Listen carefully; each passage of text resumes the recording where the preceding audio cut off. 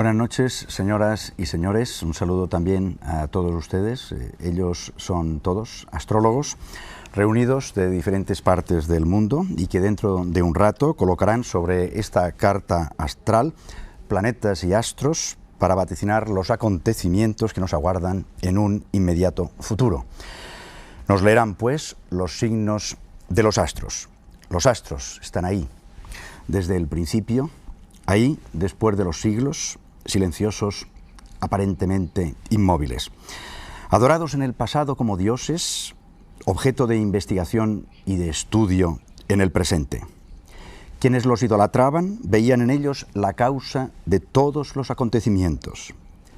Caídos los dioses, la ciencia, ahora, con datos empíricos, nos sorprende al confirmarnos que todo lo existente forma parte de un todo, y la influencia que ejercen las partes entre sí es tal que incluso la mera observación modifica lo observado.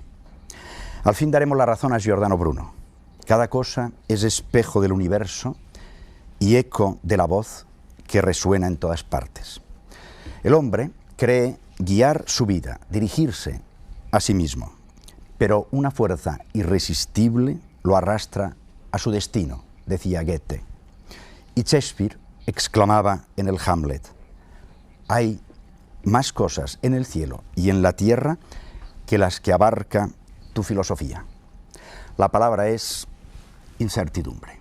Incertidumbre como resultado de la perplejidad que nos produce la vida y que nos obliga a preguntarnos por nuestro destino, de preguntárselo incluso a las estrellas. ¿Cuándo descubre el hombre Demetrio Santos? Demetrio Santos es investigador de astrología, coronel retirado. ¿Cuándo descubre, señor Santos, el hombre que los astros influyen en los acontecimientos humanos?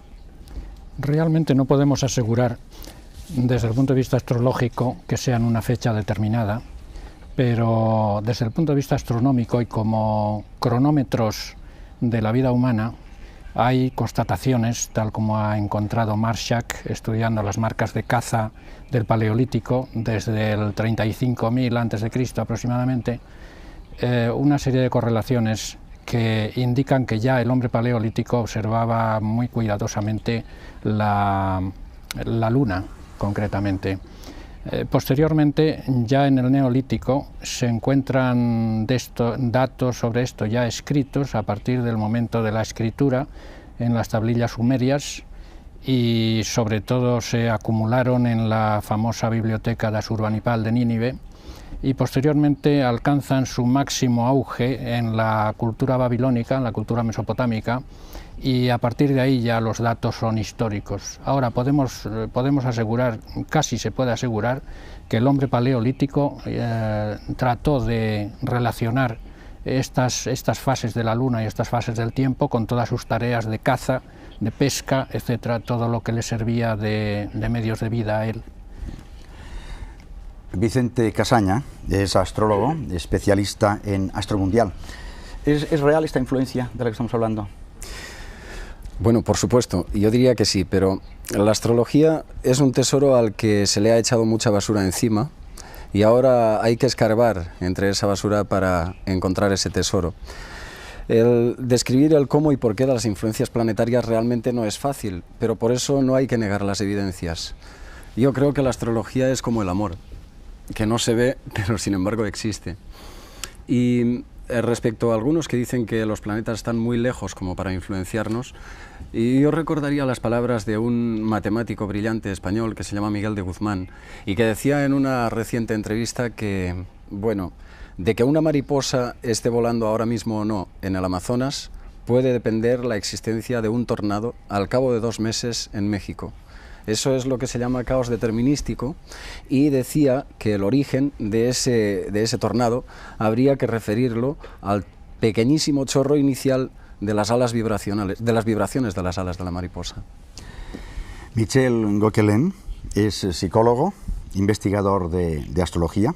Usted empezó hace bastantes años, creo que hace 40 años, como un escéptico, hacía un estudio crítico de la astrología y cambió su mentalidad respecto a la astrología. ¿Por qué?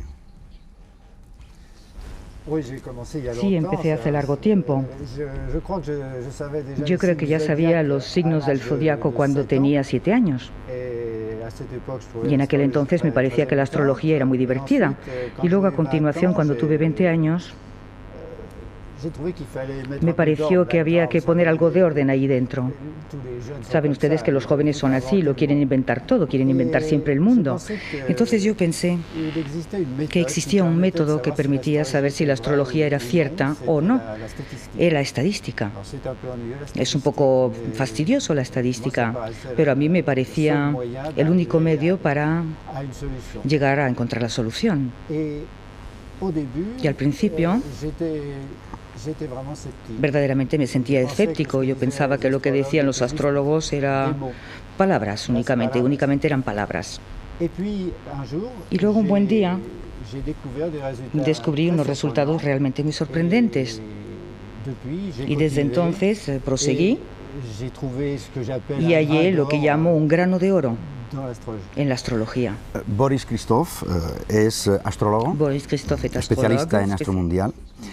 Usted subtitulaba un libro suyo con estas palabras: un retorno del pasado, refiriéndose a la astrología. ¿Qué quería usted decir? ¿Que la astrología es siempre volver atrás? Sí, en cierto modo sí. La astrología ha reinado siempre. Ha reinado el 98% de los tiempos históricos. Y durante una época durmió una siesta después del cartesianismo, pero ahora renace con más fuerza. Además, es la cuna, es la raíz de todo el conocimiento, señor Olesa. Pero no se reconoce porque no se investiga. La primera astrología es la que dio origen a la primera religión, la astrolatría, a la primera filosofía, las filosofías griegas, a las ciencias, la ciencia egipcia yo la reconozco como ciencia, pero también algunos reconocen que la ciencia nació en Grecia. De todas maneras, es muy posterior a la astrología. En la astrología hay dos detalles, dos investigaciones sobre su origen que pueden dar anecdóticamente cuánto es el tiempo que tiene la astrología. Una es un animal prehistórico en el norte del África, en los Montes Atlas, donde aparecen los 12 signos zodíacos en su forma jeroglífica. Y eso por radiocarbono tiene 12.000 años antes de nuestra época. Fíjese que no hay nada histórico de hace 12.000 años. Pero Alexander Marshak encontró en unos huesos de reno y en colmillos de marfil, encontró lunas nuevas y lunas llenas. ¿A usted puede imaginarse esa gente que no hagan algo práctico? No iban a hacer algo astronómico en esos huesecillos. Lo que hacían sí era fijarse en las lunas nuevas y las llenas, porque las llenas generalmente traían lluvias, o traían accidentes, o traían embarazos, es decir, había un efecto, una relación humano-sideral. Recordemos ahora algunos datos históricos.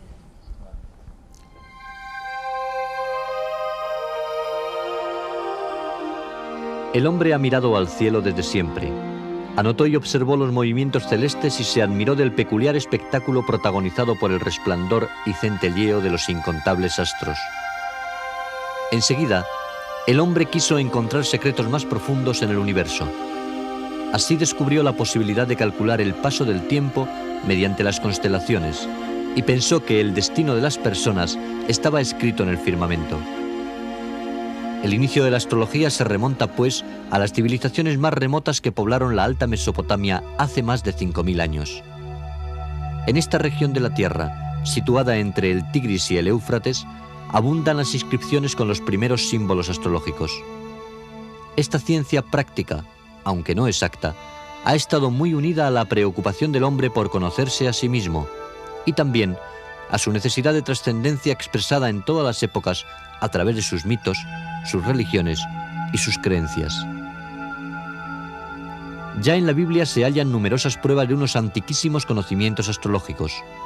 La Torre de Babel fue construida por los hombres para estar más cerca del cielo. Los sumerios, los caldeos, los babilonios y tantos otros pueblos de la antigüedad marcaron los conceptos básicos para la interpretación de los astros y su influencia en el destino humano. Los egipcios fueron los que establecieron las figuras celestes al dibujarlas en los techos de las tumbas de sus reyes y nos enseñaron que la astrología era una de las claves a los numerosos enigmas con que se enfrenta el hombre en su incesante búsqueda para comprender su función en el universo.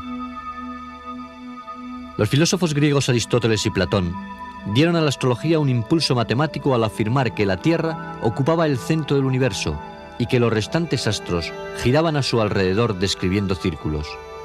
Pero más tarde, el astrónomo polaco Nicolás Copérnico planteó una nueva concepción del universo según la cual ya no era la Tierra, sino el Sol el centro del sistema. Astronomía, astrología y matemáticas caminaron prácticamente unidas hasta el siglo XVII en que se divorcian. En este divorcio tuvo mucho que ver la prohibición hecha en 1666 por el ministro francés Colbert y el racionalismo de Descartes. Tras una larga noche, la astrología empieza a renacer en el pasado siglo, no solo con la prensa especializada que surge alrededor de 1830 con fuerza, sino con una nueva vertiente, la investigación científica de esta ciencia. A la astrología se la ha utilizado tanto en guerras de religión, reforma y contrarreforma, como en las grandes guerras.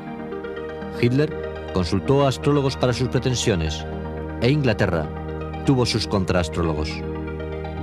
El nacimiento de la psicología produjo el necesario entronque entre ambas disciplinas, fundiéndose en lo que se ha dado en llamar astrología humanística. La astrología mundial, que estudia la relación existente entre los ciclos planetarios y los acontecimientos históricos, las naciones y sus líderes, se revitalizó a raíz de la Segunda Guerra Mundial. En la actualidad conocemos mucho mejor el universo. La tecnología nos ayuda a ello, pero muchos de los secretos que encierra el mundo sideral siguen siendo un enigma.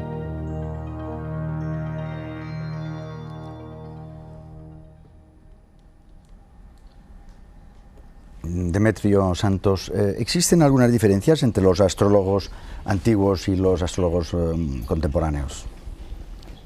Realmente la astrología, incluso la actual, proviene del tiempo antiguo, y todo lo que se está tratando de hacer es comprobar si aquello que decían los antiguos es también aplicable hoy día. Hoy día se ha avanzado mucho, por ejemplo, en astrofísica, pero sin embargo se ha aplicado muy poco a la biología, con lo cual la astrología actual se encuentra retrasada respecto a esas influencias. O sea, se ha investigado mucho en cuestión moderna, ya digo, de astrofísica, pero sin embargo, vamos a decir, la astrobiología ha avanzado poco, y realmente la astrología clásica es una astrobiología. Realmente los astrólogos hoy día que están aplicando las casas de Regiomontano, las casas de Plácidus, etc., están aplicando una ciencia antigua o de tiempo de Ptolomeo todavía. Entonces, aunque Ptolomeo es un científico realmente, no hace falta más que leer sus libros y no hace falta más que ver el tiempo de vigencia que tuvo su doctrina, que duró 1500 años, a pesar de todo, habría que ponerla al día hoy y comprobarlo de acuerdo con los descubrimientos actuales. Pero realmente la diferencia no puede decirse que exista, puesto que todos tratan de hallar la misma cosa, el efecto de los cuerpos celestes sobre el individuo. Realmente la finalidad es la misma, los métodos pueden ser distintos.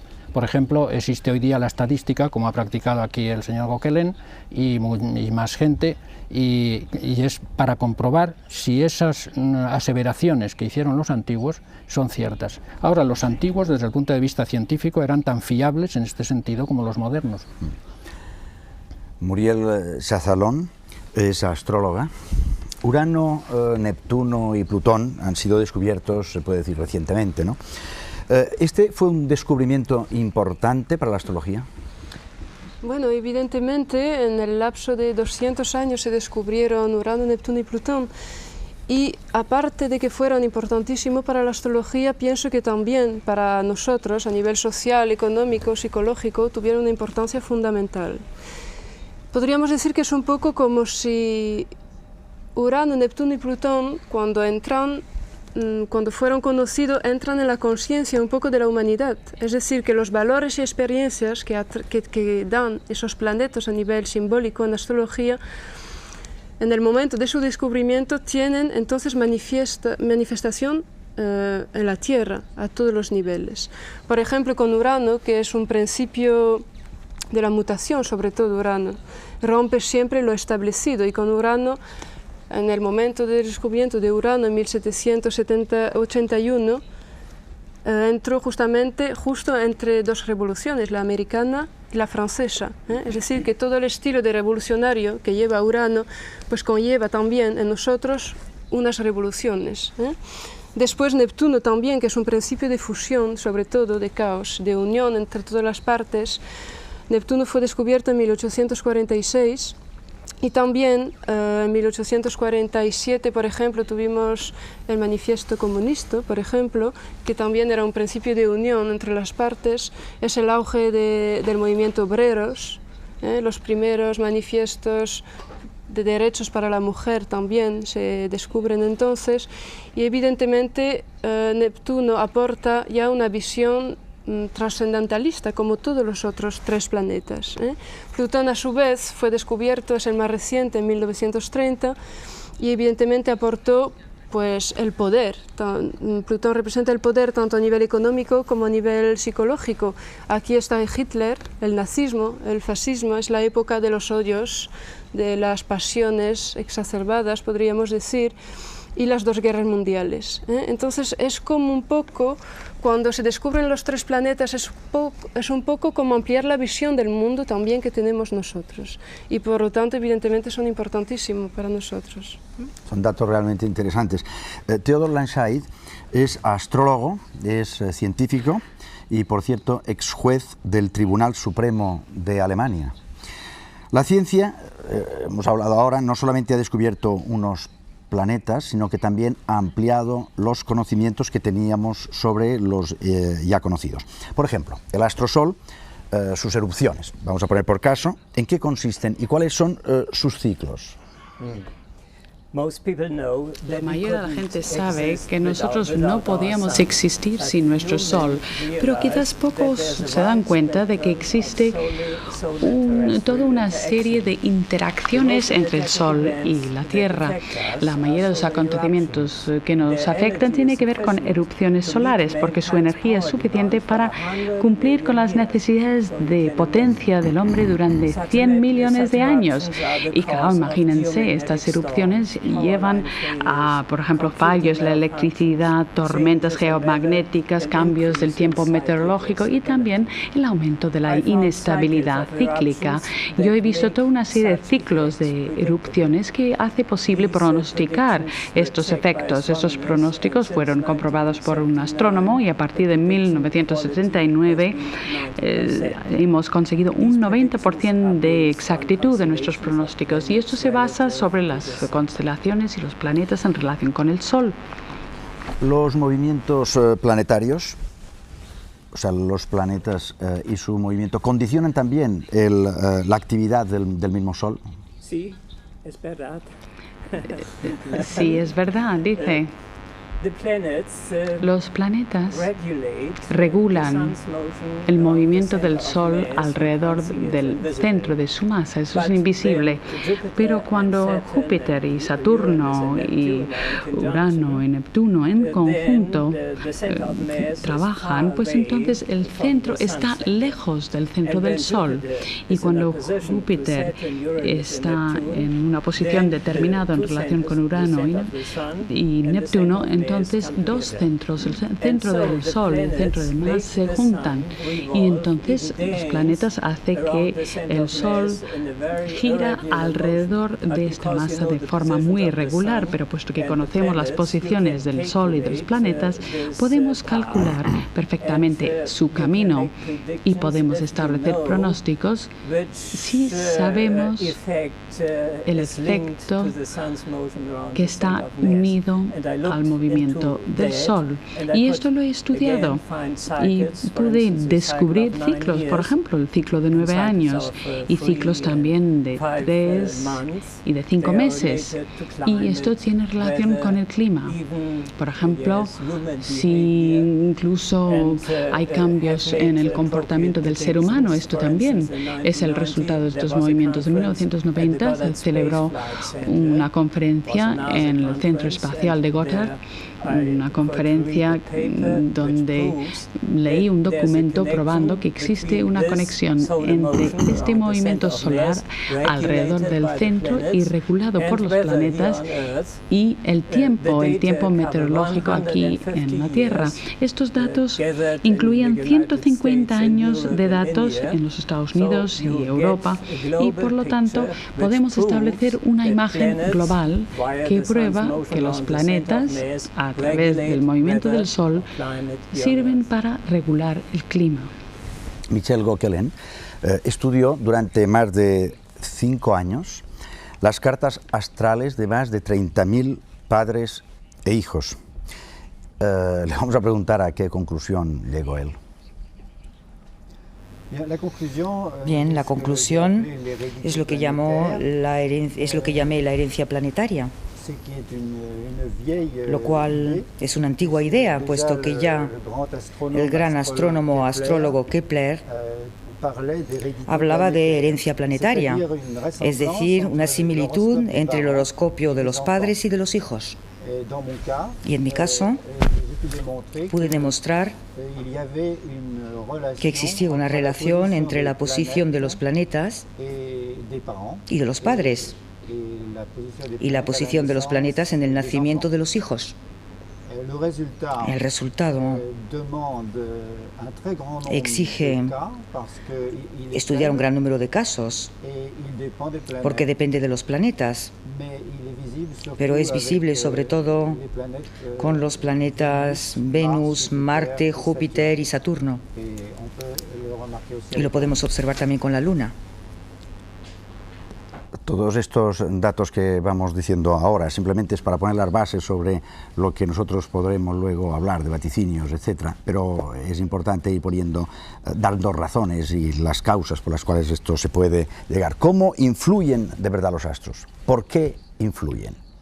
Veámoslo.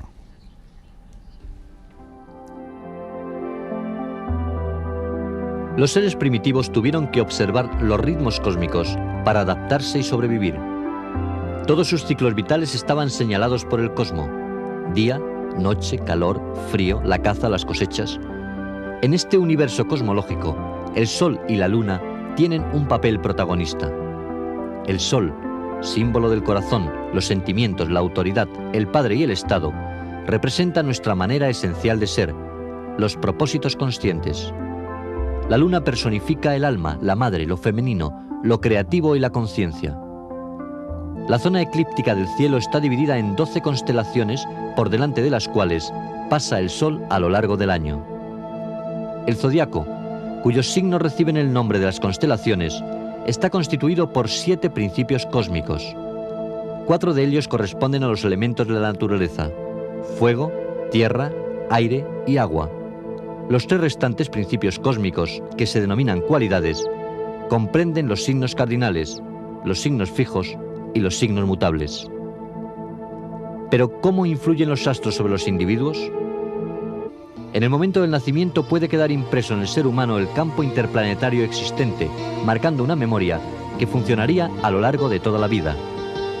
La carta astral es, pues, para los astrólogos como una fotografía o reflejo de las posiciones planetarias en el momento y lugar en que nacemos. En esta hipotética fotografía no solo tienen importancia las posiciones del Sol y de la Luna, sino también la del ascendente, signo que se cruza con el horizonte natal por el este y que nos condiciona psíquica y psicológicamente, y el medio cielo, signo que está más alto en el cielo y que pone en juego nuestro destino, además de culminar nuestras aspiraciones en la vida o bloquearlas.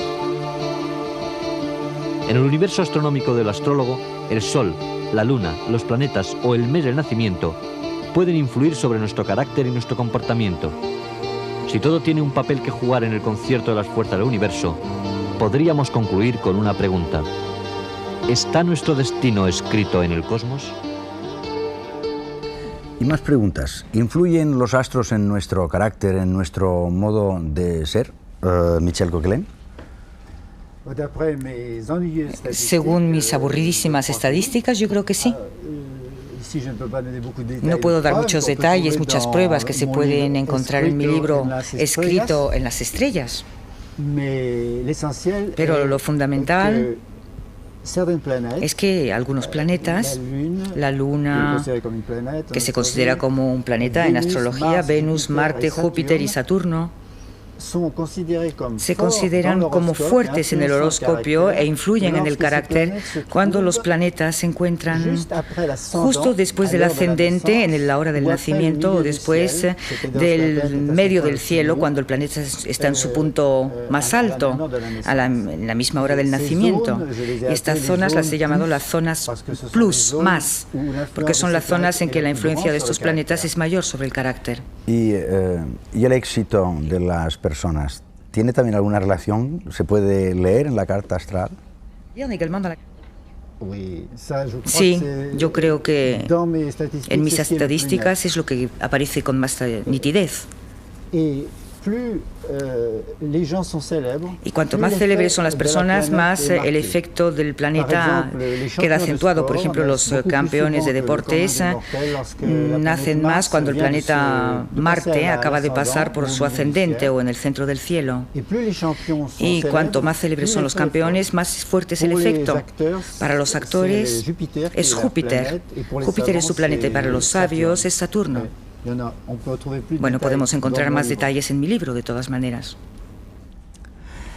A Vicente Casaña le preguntó, porque hemos estado hablando de la parte personal, individual. ¿Tiene algo que ver también con lo colectivo? Indudablemente sí. Si una carta astral individual nos permite prever cuál es el potencial individual, la carta astral de un país, una comunidad, una nación, o también las cartas astrales de sus líderes nos permiten prever partes de cuál es el destino político-social de esa comunidad. Incluso existen unos ciclos planetarios de muy distinta duración, existen ciclos de 14 años, otros ciclos de 175 años, y esos ciclos parece que van acompañando determinados acontecimientos históricos que se van repitiendo a lo largo del tiempo. Algunos incluso seculares, como por ejemplo en el que estamos ahora, en esta triple conjunción famosísima en Capricornio de Saturno, Urano, Neptuno, una triple conjunción que no se repetía desde finales del siglo XV, y que si entonces eran las tres carabelas, por ejemplo, que partían hacia América a descubrir un nuevo mundo, en esta ocasión vamos a ver la navegación espacial a vela, movida por la fuerza solar, movida por el viento solar, que se llama, que será otra especie de regata, otra especie de travesía, otra especie de incursión para descubrir un nuevo mundo. También existen otros ciclos mucho más pequeños, como por ejemplo, por citar alguno, Júpiter-Urano, un ciclo de 14 años, que se daba en 1955 y en 1968 también. En 1955 tenemos, por ejemplo, Los Teenagers, Rebeldes sin causa, y una serie de películas que dieron una movida juvenil interesantísima, y en el 68 tenemos el Mayo francés. O sea, paralelos de este tipo es lo que podemos observar también a nivel social. Demetrio Santos, a estas alturas del programa yo creo que ya hemos inquietado a más de un telespectador. A ver si solucionamos el problema, si es posible. ¿Cuál es la relación que existe entre la astrología y la astrofísica?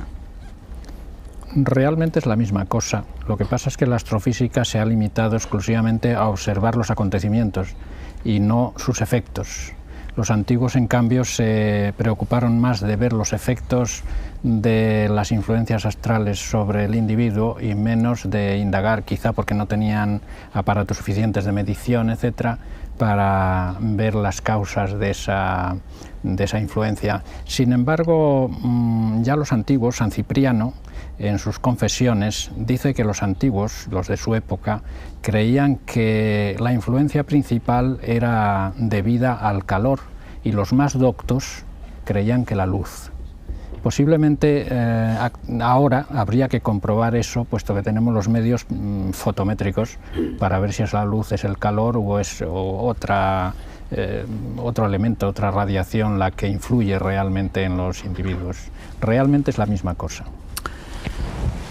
Theodore Lanside, usted ha escrito, creo tener bien traducidas las palabras, la iluminación de los artistas, científicos o místicos que se manifiestan a través de actos creativos coinciden con emanaciones de luz solar liberada por erupciones solares.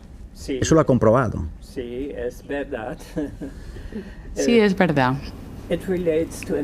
Y tiene que ver con la inestabilidad, porque el ser creativo, para ser creativo realmente hay que ser inestable. La ciencia nos ha enseñado esto en la última década. ¿Y cómo podemos conseguir la inestabilidad? Bueno, pues el Sol es el que nos envía la inestabilidad, porque cuando el Sol es inestable en su movimiento complejo alrededor del centro de mes regulado por los planetas, entonces produce una serie de erupciones, y estas erupciones son el signo de la inestabilidad y sobre todo de los campos plasmáticos del Sol. Y luego estas erupciones se disparan en dirección de la Tierra y producen tormentas geomagnéticas. Entonces, la estabilidad de nuestro campo geomagnético pierde su estabilidad y esa inestabilidad se disemina. Es una especie de puente de inestabilidad entre el Sol y la Tierra. Y luego, en los diferentes campos, los campos electromagnéticos, por ejemplo, afecta el sistema nervioso autónomo y también el sistema cerebral, el sistema hormonal pierde su estabilidad, el sistema inmunológico, etc. Y entonces, claro, tenemos unas condiciones para buscar trabajo como científico o como artista. Y cuando uno es un místico, por ejemplo, la inestabilidad puede ser tal que se va más allá de una serie de fronteras, digamos. Y esto puede parecer increíble, pero es cierto. Hay místicos, por ejemplo, y hay fechas concretas de experiencias místicas que pueden ser comprobadas, y hay fechas de descubrimientos también, descubrimientos científicos. Yo he hecho una investigación estadística que fue publicado en el libro Sol, Tierra, Hombre. No tenemos tiempo. Y solo puedo darles algunos ejemplos. Por ejemplo, experiencias místicas. Pues Arthur Koestler, un crítico y escritor y místico también, esto lo podemos leer en su autobiografía, tuvo una experiencia mística en España durante la guerra, el 17 de febrero de 1937. Hubo una enorme erupción solar y una serie de tormentas geomagnéticas al mismo tiempo. O Röntgen descubrió los rayos X y lo descubrió el 8 de noviembre de 1895. Y de nuevo fue un momento en que tuvo lugar una tormenta geomagnética muy importante y por lo tanto suficiente inestabilidad para iniciar algo nuevo, para descubrir algo nuevo. De la astrología al arte. Juan del Vado, en el siglo XVII, asignó una melodía a cada signo del zodíaco. Escuchémosle, como si fuera una rueda de la vida sonora.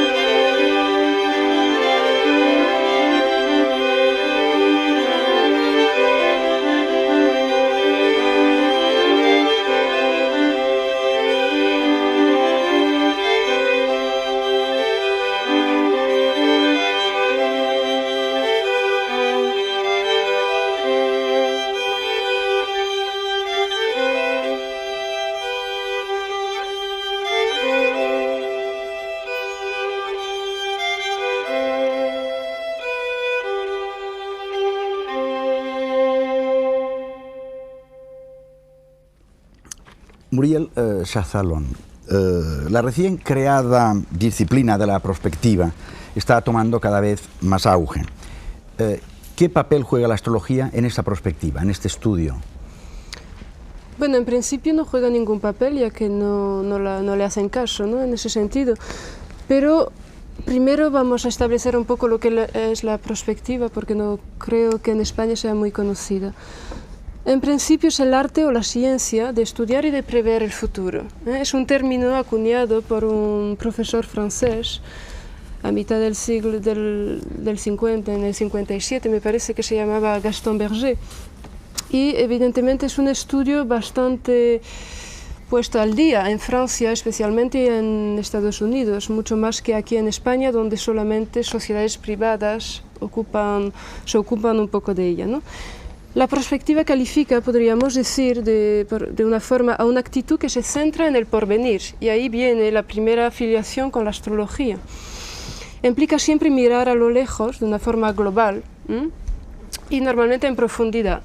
Lo que pasa es que los técnicos de prospectiva ignoran bastante los astrólogos, es decir, que hacen el mismo papel, es decir, predecir el futuro y la futura evolución en las distintas áreas de la comunidad social, económica, técnica, pero con cálculos matemáticos, con ordenadores sofisticados, pero no con fórmulas astrológicas.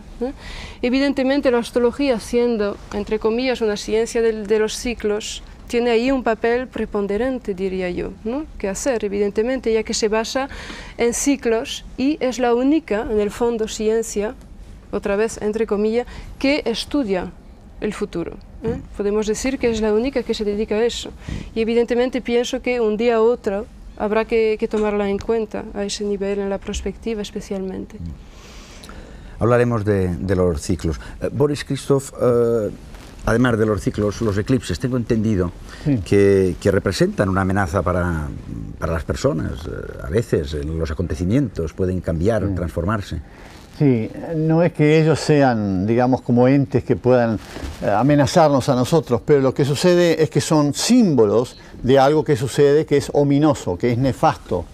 Yo lo he estudiado en dos eclipses famosos. Uno, un eclipse solar total, que fue muy importante, que cruzó toda Sudamérica, y otro eclipse que cruzó toda África. Pero el eclipse se puede ver de varios lados, pero hay un punto donde el eclipse es total, entonces es la oscuridad total. Y entonces ese eclipse total, por donde pasa, traza, digamos, futuras huellas de hechos nefastos. En el caso de Sudamérica, se dio con los presidentes de las 5 naciones por donde pasó un eclipse el día 30 de junio del año... perdón, aquí está, 30 de junio, no, 12 de noviembre del 66, ese es el otro. En ese momento, un eclipse solar total pasó por Perú, Bolivia, por Argentina, Brasil y Uruguay. Y en los 3 años siguientes, los presidentes de esos 5 naciones sufrieron consecuencias muy graves. El 18 de julio del 67, al año siguiente, menos de un año, fallece el presidente de Brasil, Castelo Branco, en un accidente aéreo. Curiosamente, el 27 de abril del 69 fallece el presidente de Bolivia, René Barrientos, en un accidente aéreo. El 6 de diciembre del 67 fallece el presidente del Uruguay, Óscar Gestido, por enfermedad. Y el 3 de octubre del 68, exilio forzoso del presidente de Perú, Belaúnde Terry, por golpe de Velasco Alvarado. Por último, el 8 de junio del 70, 3 años después del eclipse, y en el país donde sucedió eso, cae el presidente de la Argentina, Juan Onganía, por golpe de Levingston. El siguiente eclipse es más complicado todavía. En vez de aplicarse sobre los presidentes, se aplicó sobre la alimentación de los pueblos por donde pasó. Esto sucedió el 30 de junio del 73, ahora sí.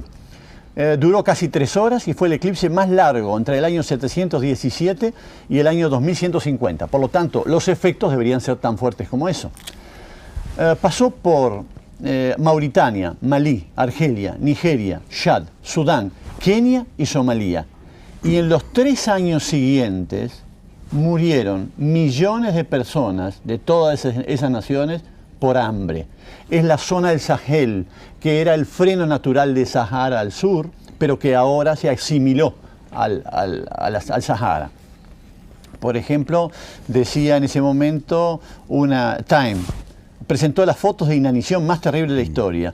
Otra publicación decía, los víveres escasearon y los gobiernos demasiado pobres para comprar abastecimientos esperaron en vano a que lloviera de nuevo. Oye, y hablando de, ya no de los eclipses, sino de los ciclos de los que hablaba antes, y hablando de presidentes, usted cuenta, creo, algunas anécdotas acerca del presidente de los Estados Unidos y un ciclo realmente extraño, ¿no? Bueno, para los hombres, claro, un ciclo extraño, pero solo para una nación, para Estados Unidos. Sí. En la carta natal de Estados Unidos aparece Urano en el ascendente. Cada vez que por progresión, por 7 años cada casa, eso es un método mío, cada vez que se va trasladando y llega al descendente o al fondo del cielo, al medio cielo, en ese momento fallece otro presidente. Pero algunos lo relacionan con el ciclo que habló Vicente, que es el de Saturno-Júpiter. Y entonces mira los ciclos que han habido desde 1841. En el año 1841 hubo una conjunción Júpiter-Saturno y en ese momento falleció William Harrison por enfermedad. En el 61 le tocó el caso a Abraham Lincoln, asesinado. En el 81, James Garfield, asesinado en el 81. En 1901, William McKinley, asesinado también en 1901. Cada 20 años. En 1921, Warren Harding, muerto por enfermedad 2 años después, pero en oficio. En el año 41 fallece Franklin Roosevelt, en el 45, en oficio. En el 61 fallece John Kennedy, en el 63, 2 años después. En el 81 parece que Reagan rompe el maleficio porque tuvo un atentado, pero no falleció. Y el próximo se da en el 2001. Acá hay una predicción. El próximo después de la segunda puesta de Bush puede ser el elegido del destino de continuar esta racha. Ojalá que se corte. Como ven, al parecer puede deducirse un cierto paralelismo entre los ciclos planetarios y los acontecimientos históricos. Más datos.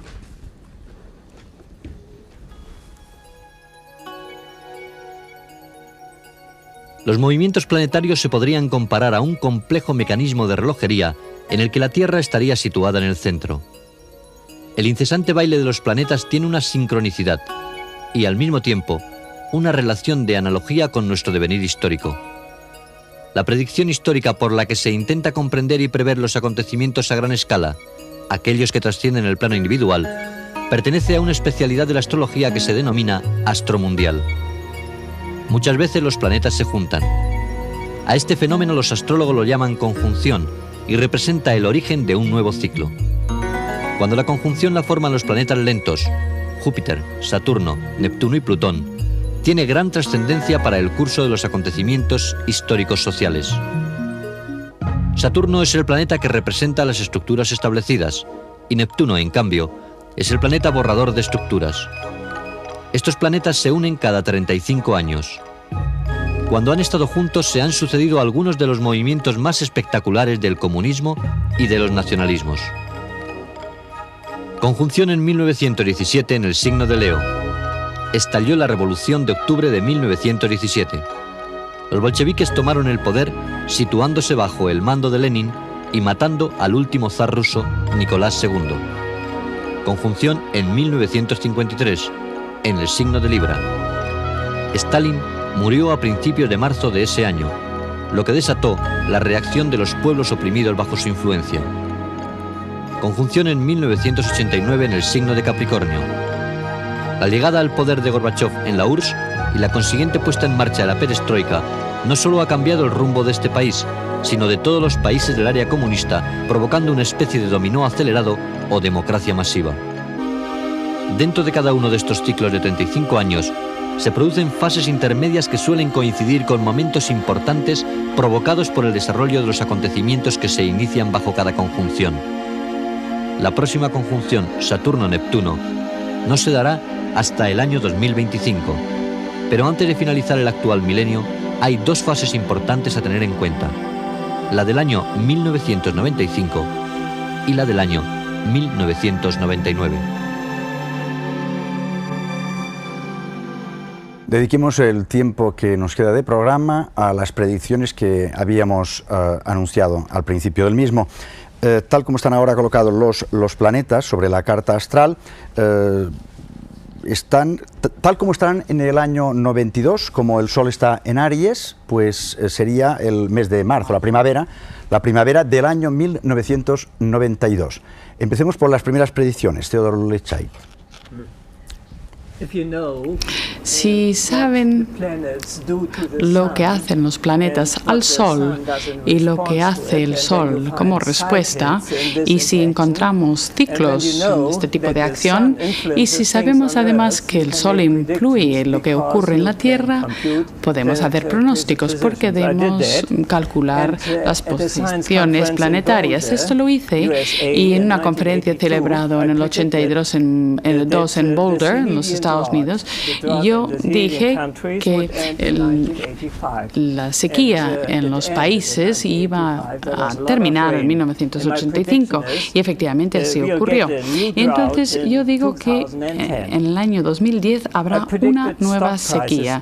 También hice un pronóstico en cuanto a los precios de la bolsa. Dije en 1990 iba a haber una caída de estos precios, una caída internacional, y esto es exactamente lo que ocurrió. Y en 1998 también va a haber otra crisis. Tipos de interés, los tipos en 1990 debían subir y esto es lo que ocurrió en todo el mundo. Empezaron a aumentar los tipos de interés y por lo tanto yo digo que en 1994 bajarán los tipos de interés y volverán a subir en el 98. A veces hay inestabilidades sin importancia causada por las configuraciones de los planetas y a veces las inestabilidades son importantes. En 1789 hubo un acontecimiento importante debido a una inestabilidad. La Revolución Francesa, el nacimiento de la democracia. En 1933, otra fecha de inestabilidad. En 1968 también. No olviden lo que ocurrió. Siempre encontramos periodos de revolución cuando existen estas inestabilidades en el Sol. Y el siguiente acontecimiento será del año 2002 a 2011. Veremos revoluciones, la eliminación de las estructuras tradicionales y nuevos sistemas que aparecerán en la sociedad, el arte y la ciencia. Vicente Casaña. Bueno, tendríamos que ir por partes. En principio decir que aquí efectivamente los planetas que tenemos están colocados para la primavera del próximo año, de 1992, pero deberíamos señalar que esta década es una década muy especial en la que se dan una serie de configuraciones absolutamente históricas y que debería cambiar el mundo mucho más rápido de lo que ha cambiado incluso en los últimos siglos y situarnos ante acontecimientos realmente espectaculares. Uno de ellos lo habíamos citado antes de pasada con esto de las velas espaciales, es una cuestión de ciencia, pero entrando directamente a las posiciones planetarias para ver qué es lo que va a pasar en estos próximos años, de acuerdo a lo que ha pasado históricamente. El punto quizá más importante estaría con esta situación de Saturno y Plutón, este aspecto que se hacen desde los signos de Acuario a Escorpio. Es una relación que ha estado en anteriores ocasiones siempre que ha habido replanteamientos con crisis en las economías occidentales, como por ejemplo la hubo en 1973 con la guerra del petróleo de Yom Kippur, y esto es un aspecto que está ya funcionando, sobre todo empezará a funcionar con fuerza en octubre-noviembre de este año, y en teoría podría sujetarlo durante el próximo año el buen aspecto que está haciendo Júpiter desde Virgo, pero una vez Júpiter se salga de allí, entonces esto va a ser bastante difícil de contener y este aspecto inarmónico para las cuestiones de la economía occidental va a estar manteniéndose durante el 92-93, con lo que podríamos prever una crisis en las economías de Occidente. En cambio, el aspecto que está formando Júpiter a todos estos planetas en Capricornio, especialmente a Urano-Neptuno, que son dos planetas que se reúnen tan solo cada 175 años, es un aspecto bastante positivo para situaciones de paz situaciones globales de paz, y podríamos pensar que de enero a agosto, o más concretamente durante los meses de enero y de agosto del próximo año, podrían haber momentos de pacificación o de consenso en la zona de Oriente Medio y con los países árabes, que ahora ha quedado como zona bastante desestabilizada después de la crisis del Golfo. Más adelante, situándonos ya en los últimos años de este decenio, ya cara al 2000, tendríamos el 97 y el 96 también como 2 años bastante interesantes, porque se producen aspectos, yo creo que bastante positivos, en cuanto a una renovación social como la que hubo en el Mayo francés del 68, que antes aludíamos, porque se repiten posiciones planetarias por el estilo, lo que al mismo tiempo debería representar un empuje importantísimo para la técnica que han venido dando esas conjunciones. Bueno, en síntesis sería eso. ¿Y para Boris Christoph? Mis predicciones. Bueno, mis métodos consisten en métodos propios, y esos métodos propios, si se dicen, son palabras que se las lleva el viento, pero lo que ya está documentado no se lo lleva el viento.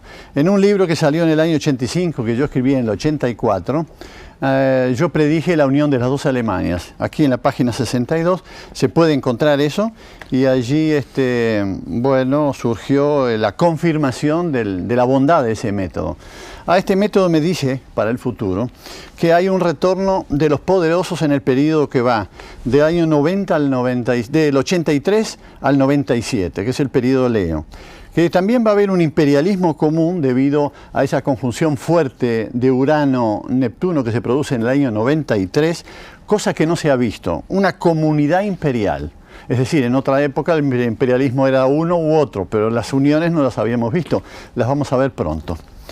También tengo que decir algo para el mercado común europeo, que es muy importante, que hay 7 años de vacas flacas entre el 90 y 97, y 7 años de vacas gordas compensatorias del 97 en adelante. Sobre otros aspectos, por ejemplo, hemisferio norte y hemisferio sur siempre se compensan. Cuando en el hemisferio norte las cosas van mal, el hemisferio sur de alguna manera se compensa. La Primera y Segunda Guerra Mundial tomó a Sudamérica y todo el hemisferio sur en una gran posición, las monedas se elevaron. Pasó en las dos guerras. Ahora, en esta época en que empiezan a bajar, desde el momento en que el muro de Berlín cayó, desde ese mismo momento, empieza a formarse un mercado común sudamericano que va a ser para bien, que va a ser su segunda independencia económica.